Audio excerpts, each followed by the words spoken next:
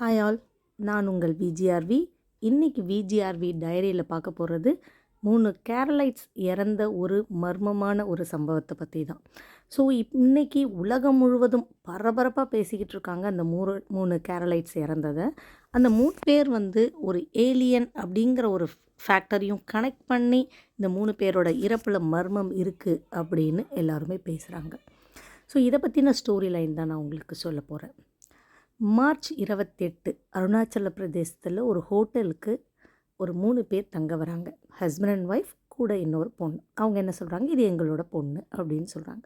Husband and ஒய்ஃப்க்கும் அந்த பொண்ணுக்கும் இடையில வயசு வித்தியாசம் ஒரு 10 தான் இருக்கும் போல இருக்குது. ஹோட்டலில் டவுட்டாக தான் பார்த்துருக்காங்க. இருந்தாலும் அவங்க என்ன பண்ணியிருக்காங்க, ஹோட்டல்னாலே நார்மலாக ரூம்ஸ் கொடுப்பாங்க இல்லையா, சரி ரூம்ஸ் கொடுக்குறோம், ஐடி கார்டு கொடுங்கன்னு சொல்லியிருக்காங்க. இப்போ இவங்க 3 பேருமே 3 பேர்கிட்டையும் ஐடி கார்டு இல்லைன்னு சொல்லிட்டு அந்த ஒரு மேல் 2 ஃபீமேல் இல்லையா, ஸோ அந்த மேல் அவரோட ஐடி கார்டை கொடுத்துருக்காரு. ஸோ ஐடி கார்டு கொடுத்து அங்கே ஹோட்டலில் புக் பண்ணி தங்கியிருக்காங்க.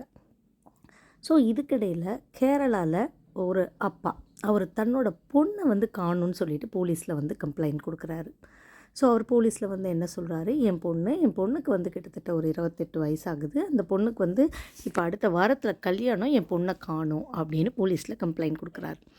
அப்போ போலீஸ் என்ன பண்ணுறாங்க, உன் பொண்ணு ஏதாவது லவ் மேட்டர் அப்படி இப்படின்னு ஓடி போயிருக்க பாசிபிலிட்டி இருக்குது, இப்படி கல்யாணத்தை வச்சுக்கிட்டு எப்படி போக முடியும்னு.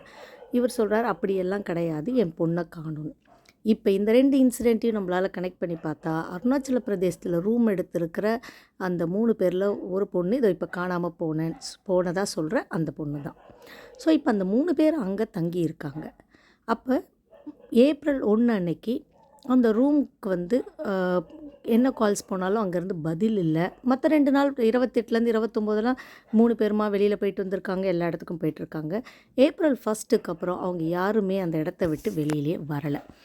ஸோ இப்போ என்ன பண்ணியிருக்காங்க, ஒரு நாள் 2 நாள்னு பார்த்துருக்காங்க, யாருமே அங்கே வெளியில் வரலன்னொடனே டியூப்ளிகேட் கீ போட்டு அந்த ரூமை திறந்து என்ன நடந்திருக்குன்னு பார்க்குறாங்க. பார்த்தா ஃபஸ்ட்டு அந்த 3 பேர் பேரை நான் சொல்லிடுறேன்.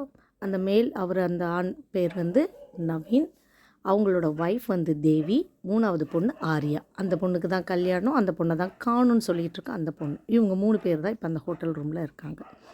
ஸோ இப்போ அந்த தேவி ரத்த வெள்ளத்தில் இருக்காங்க. அவங்க உடம்பு முழுக்க வெட்டுப்பட்ட காயம், ஒரே மாதிரி அதாவது நல்ல வெட்டுப்பட்ட காயம். அந்த காயம் எந்த இடத்துல வெட்டுப்பட்டால் நிறையா பிளட் லாஸ் ஆகுமோ அந்த மாதிரி இடங்களில் காயம் வெட்டுப்பட்டிருக்கு. அவங்க கை கால் உடம்பு முழுக்க அவ்வளோ ஆழமான வெட்டுக்காயங்கள். அதே மாதிரி அந்த இன்னொருத்தவங்க, அதாவது ஆரியன், அவங்களும் ஆரியன் நாயர். ஸோ அவங்க உடம்புலையும் ஃபுல்லாக வெட்டுக்காயங்கள். சரி, இப்போ நவீன் தான் இவங்க 2 பேரை கொலை பண்ணியிருப்பாரோ அப்படிங்கிற சந்தேகத்தோடு திருப்பியும் அந்த ரூமில் பார்க்குறாங்க. அப்போ பாத்ரூமில் நவீனும் இறந்துருக்கார். அவரும் உடம்புலையும் அதே மாதிரி வெட்டுக்காயங்கள். ஸோ இப்போ இதை போஸ்ட்மார்ட்டத்துக்கு இவங்க 3 பாடியும் போயிட்டு 3 பேரோட உடம்புலையும் ஒரே பேட்டர்ன் ஆஃப் வெட்டுக்காயங்கள். ஆனால் ஒரே ஒரு வித்தியாசம், 2 ஃபீமேலுக்கும் வெட்டுக்காயங்கள் ரொம்ப ஆழமாக இருக்குது.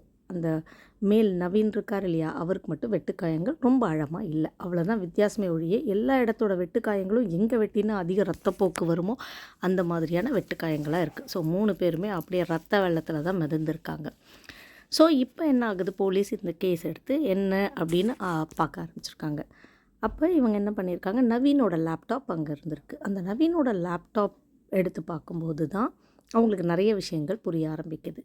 ஸோ அதுக்கிடையில் அங்கே ஒரு லெட்டர் இருக்குது. அந்த லெட்டரில் 3 பேருமே தங்களுக்கு எந்த பிரச்சனையும் இல்லை, ஆனால் நாங்கள் இறந்துடுறோம், நாங்களாக தான் எங்களோட முடிவை நாங்கள் தேடிக்கிறோம் அப்படின்னு ஒரு லெட்டர் எழுதி வச்சது இருக்குது. கூடவே சேர்ந்து அந்த கல்யாணம் ஆக போகிற பொண்ணோட அப்பாவோட ஃபோன் நம்பர் இருக்குது. ஸோ தட் அப்பாவுக்கு தெரியப்படுத்துறதுக்காக அதை எழுதியிருப்பாங்க போல இருக்குது.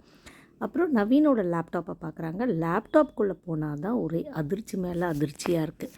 என்னென்னா, லேப்டாப் முழுக்க நிறைய வெப் சர்ச் பண்ணியிருக்காங்க. என்ன சர்ச் பண்ணியிருக்காங்க, ஏலியன் கிட்ட பேசுகிற மாதிரி. ஸோ அதே மாதிரி ஏலியன் வேறு ஒரு ஆர்க்கிமிடா அப்படிங்கிற ஒரு கிரகம் ஒன்று இருக்குது. ஆக்சுவலி பார்த்திங்கன்னா நம்ம பூமி மாதிரி அது பல மில்லியன் லட்சம் லைட் ஆண்டுகளுக்கு அந்த பக்கத்தில் இருக்குது அந்த கிரகம்.